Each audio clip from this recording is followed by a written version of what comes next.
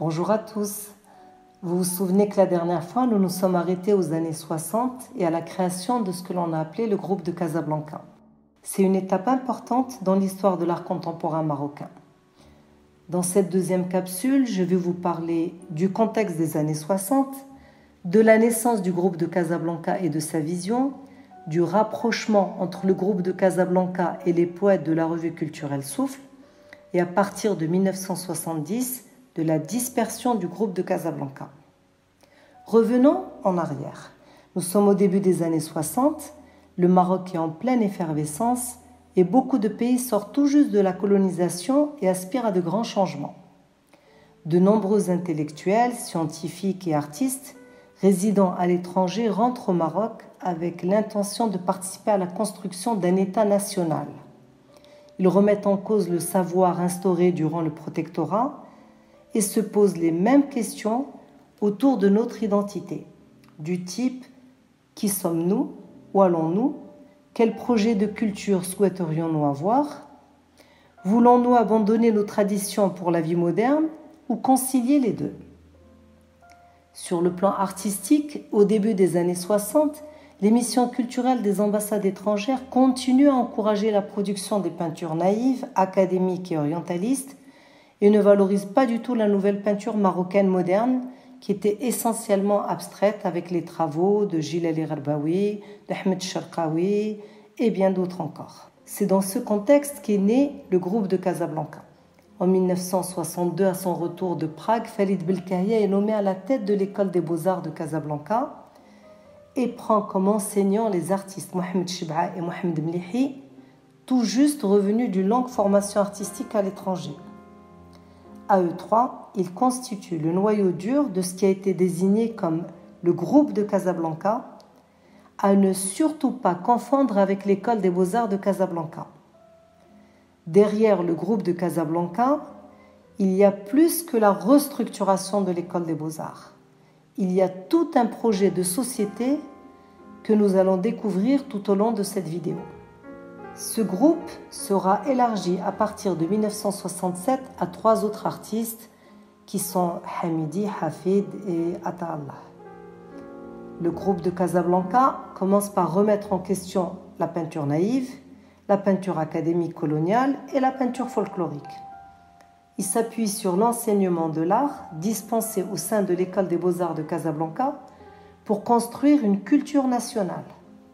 Il veut inscrire la peinture marocaine dans la modernité, en partant de notre patrimoine, de notre identité, et souhaite, à l'instar de Ahmed Sharqawi, faire migrer le signe de son support traditionnel, par exemple le tapis, la poterie, le bijou berbère, vers un support moderne qui n'est autre que le tableau. Et il est vrai que en lui changeant, c'est-à-dire en prenant le signe d'un support traditionnel et en le mettant sur un tableau, on va le voir différemment. Le regard que l'on portera dessus sera totalement différent. Et si en plus on rajoute de la couleur, forcément la lecture sera différente. La démarche du groupe de Casablanca s'inscrit également dans l'action. Il faut changer les goûts, nettoyer le regard et l'esprit des Marocains par la multiplication des expositions, des prises de position, des rencontres, des conférences, des publications, des manifestations artistiques et également par l'intégration de l'art dans l'architecture.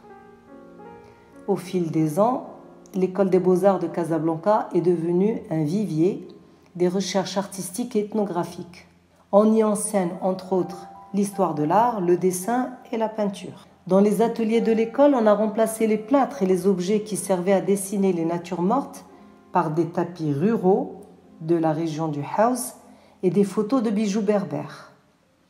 En plus de leurs cours, les étudiants mènent des enquêtes en milieu rural et partent à la recherche des formes et des symboles contenus dans l'artisanat.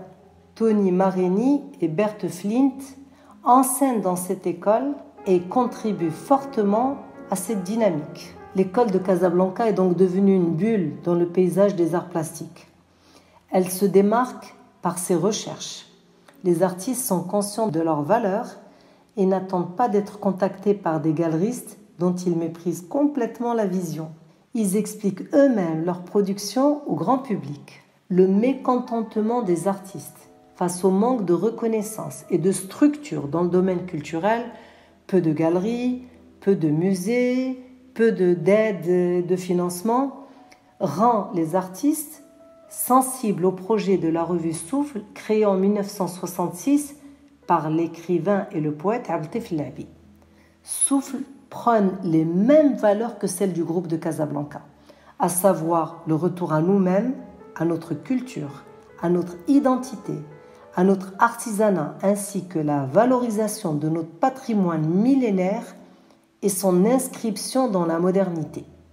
En 1967, Labi, qui a des liens étroits avec le groupe de Casablanca, consacre un numéro spécial de Souffle aux arts plastiques.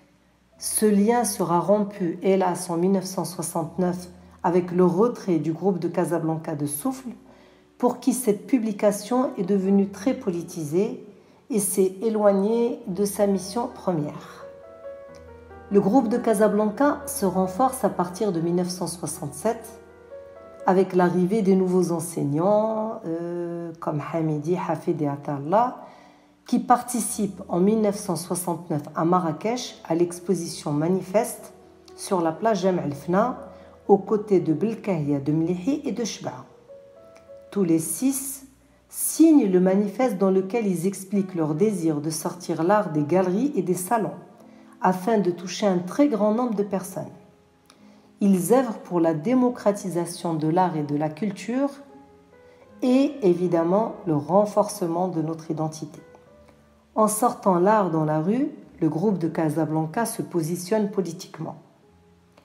Les autorités conscientes que l'art peut avoir un impact politique sur la population interdisent toute autre manifestation de ce type. Il faut attendre 1978 pour que cela puisse être repris à Azela.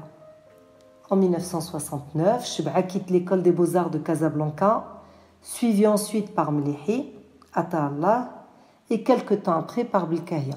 Ils se consacreront tous à d'autres projets. À présent, j'aimerais vous dire quelques mots à propos des 6 peintres du groupe de Casablanca. On a dit que le noyau dur était constitué par Belkahia, Mlihi et Sheb'a, et qu'ensuite ils ont été rejoints par Hamidi, Hafid et Atallah. Donc là, je vais dire quelques mots sur les 6. Je commence par le pilier, qui n'est autre que Farid Belkahia, puisqu'on lui doit la constitution de ce groupe. Farid Belkahia aborde la peinture en autodidacte vers l'âge de 15 ans. Au départ, sa peinture expressionniste est sombre, aussi bien par la couleur que le sujet abordé. Il peint l'homme et ses problèmes. Il réalise ensuite une série de masques pour aborder le thème de la non-identité réelle de l'homme. La rencontre de Belkahia à Prague avec Henri Alleg, qui venait de sortir des prisons d'Algérie, lui inspire des œuvres sur la torture, la guerre, le racisme et la souffrance humaine. Après ses études d'art en Europe, et à partir de 1962, date de son retour au Maroc, Farid Belkahia est dans une remise en question du tableau et de la pratique artistique à l'occidental. Vers la fin des années 60, Belkahia expérimente un autre support, le cuivre.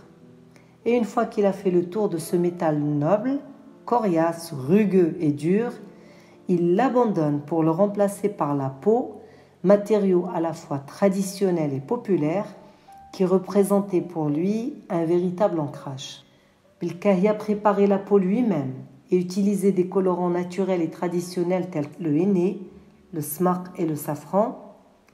Il restitue par instinct sur ses peintures les signes des arts populaires et traditionnels. Belkahia interroge la mémoire sans relâche toute sa vie durant et revendique sa position d'artiste africain et du tiers-monde. À présent, passons à Mohamed Sheb'a, une grande figure de l'art contemporain marocain. Après des études académiques à l'école des beaux-arts de Tétouan, Sheb'a se rend en Italie où il étudie à l'Académie des beaux-arts de Rome jusqu'en 1964. Il a ensuite rejoint l'école des beaux-arts de Casablanca pour participer au travail de déchiffrage de notre patrimoine et surtout trouver une nouvelle voie aux arts plastiques. Sheb'a est un artiste libre et indépendant. Il consacre plus de 60 ans de sa vie à la création, la formation, la sensibilisation dans les domaines de l'art, l'architecture, l'espace urbain, le design, les arts graphiques et les métiers d'art. Shpa'a passe d'un mode d'expression à un autre avec une grande aisance, au point que l'on avait du mal à le situer. Est-il peintre, sculpteur, graphiste, architecte, designer ou un artisan moderne? Sa peinture tour à tour gestuelle, géométrique ou lyrique a toujours été dominée par l'abstraction. Le troisième artiste dont je vais vous parler maintenant n'est autre que Mlihi, grande figure actuelle de l'art contemporain marocain et très présent sur la scène artistique. En 2019, la CDG lui a consacré une immense rétrospective avec pour titre Mlihi, 60 ans de création. Mohamed Mlihi est né en 1936 à Azela. Petit, il passe son temps à dessiner. Il intègre en 1955 l'école des beaux-arts de Séville et celle de Madrid l'année suivante. En plus de l'enseignement académique qu'il reçoit, il découvre les courants artistiques novateurs comme l'art informel, qui est une peinture du geste, du signe et de la matière. Ensuite, Mlihi s'envole pour Rome, où il étudie l'art entre 1957 et 1961. Sa rencontre avec Topiasa Aliata, femme de culture cosmopolite et directrice de la galerie d'art Trastevere, est déterminante. Elle permet à Mlihi de côtoyer les artistes d'avant-garde les plus novateurs tels que Biri, Fontana, Cornelis, les intellectuels italiens et d'assister aux expositions des artistes internationaux et non des moindres comme les Américains Jackson Pollock, Willem de Kooning et Robert Rauschenberg. Aliata consacre 4 expositions à notre artiste entre 1959 et 1963. C'est dans ce contexte d'émulation artistique et culturelle que le déclic se fait. Mlihi prend conscience de l'héritage visuel de son pays et de la tradition qu'il porte en lui. En 1962, Mlihi quitte Rome et débarque à New York avec le rêve d'émanciper la culture et l'art visuel marocain de la domination occidentale. Aux États-Unis, il pratique le Hard Edge, tendance de la peinture américaine abstraite qui date des années 50 et qui se caractérise par la rigueur géométrique et des surfaces colorées en aplat. Mais bien qu'aux États-Unis, et bien que loin du Maroc, à partir de 1963, les bandes du Haïk Glawa restées gravées dans la mémoire de Mlihi surgissent sous forme d'ondes, de vagues et de flammes. L'onde est encore aujourd'hui l'élément clé de son œuvre. Mlihi en exploite toutes les combinaisons. L'onde est musique, rythme, mouvement, vibration, communication dans l'espace. Pour Mlihi, l'onde est aussi la continuité, le ciel, la femme, la sensualité et l'eau. Mlihi, qui vit aux États-Unis de 1962 à 1964, constate que durant les années 60, la peinture américaine a triomphé sur l'art européen pour devenir une référence internationale. Le dépassement de l'art européen par la peinture américaine conduit Mlihi à se poser la question suivante. Si l'art américain a pu triompher sur l'art européen millénaire et s'inscrire dans la modernité, pourquoi le Maroc, qui possède un art visuel abstrait extrêmement riche, signes amazigh, calligraphie, arabesque, tatouage, ne pourrait pas, à partir de ses propres caractéristiques, inscrire à son tour son art dans la modernité? Il faut se rappeler que l'islam interdit toute représentation humaine et animale, et c'est ce qui fait que nous avons développé justement des motifs totalement abstraits. Mlihi rentre au Maroc en 1964 et participe à la réforme pédagogique et éducative de l'école des beaux-arts de Casablanca en essayant de faire le lien entre une culture ultra-moderne et la culture visuelle marocaine. À présent, je vais vous dire quelques mots sur Hamidi. De retour au Maroc, en 1967, après des études d'art à Paris, Hamidi enseigne aux Beaux-Arts de Casablanca jusqu'en 1975 et évidemment, il fait partie du groupe de Casablanca. Ses peintures traitent de la fécondité, de la sexualité, mais aussi de notre riche répertoire graphique des arts traditionnels.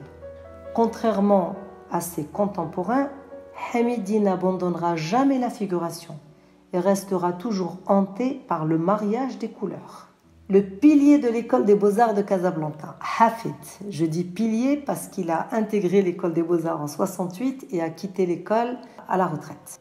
Lauréat de l'école des beaux-arts de Casablanca, puis celle de Varsovie, où il obtient son diplôme de magistère des arts en 1966. De retour au Maroc, Hafid enseigne dès 1968 aux beaux-arts de Casablanca et fait partie du groupe. Bien que sa peinture soit abstraite, il enseigne le dessin, auquel il accorde une très grande importance. La peinture de Hafid se caractérise par une superposition de couches de peinture, de larges aplats, des coulures et l'utilisation des couleurs primaires. Il utilise quelquefois le sable, la colle et des morceaux de toile de jute pour obtenir du relief. Hafid, qui accorde beaucoup d'importance à la couleur, dira « Les signes ne doivent pas parler plus haut que les couleurs ». Hafid a été nommé à 2 reprises directeur de l'école des beaux-arts de Casablanca. Donc Ata Allah est le dernier à avoir rejoint le groupe de Casablanca. Né en 1939 à Qasr el-Kbir, il étudie aux beaux-arts de Tétouan, puis à celles de Séville et de Rome. Il intègre les beaux-arts de Casablanca en tant qu'enseignant en 1968 et a complété le noyau dur du groupe de Casablanca. Dès ses débuts, sa peinture est influencée par les modules géométriques et leur répétition. Il conçoit des formes à visée architecturale, travaille sur des panneaux en bois et réalise des reliefs. En guise de conclusion, je dirais que la peinture marocaine a connu différentes phases. D'une production diffuse sous le protectorat, elle emprunte une toute autre voie à partir de 1964 sous l'impulsion du groupe de Casablanca, lui-même conforté dans son projet par l'élan insufflé par la revue Souffle. La peinture s'organise alors en tant que mouvement artistique pour s'inscrire enfin dans la modernité. Je vous remercie.